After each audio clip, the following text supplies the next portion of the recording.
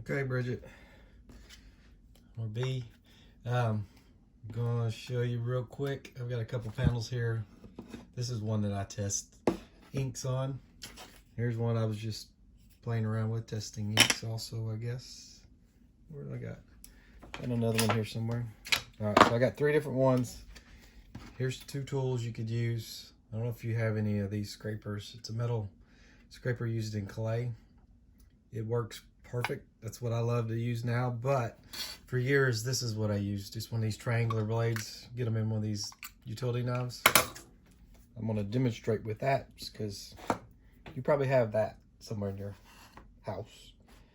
So just remember, this layer of wax on here is really thin, so you don't want to go too hard on the scraping, but all you're going to do is put it on top, pull across, and of course you'll have to discard the residue that comes on there. But I'm just taking off a really thin layer with each pull, and I'm just going down until that ink is gone and there's still a little wax in there. And I think your larger panels should have enough wax on them. You're safe to scrape down at least one more time. You may not be able to have a second run at it, but you can do it once. And here's one on these little blocks. Just same thing. Just scraping off a little at a time until the ink's gone. Try not to overdo it. Now on your larger block, yeah, this one's getting down almost to the wood. It's not a very thin or a very thick layer of wax.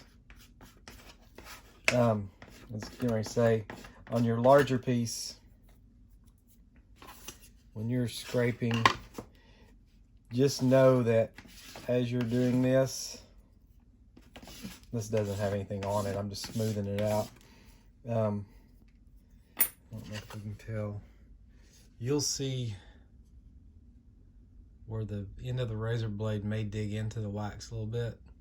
That will leave a line, which could be noticeable after your transfer, but it's not a big deal.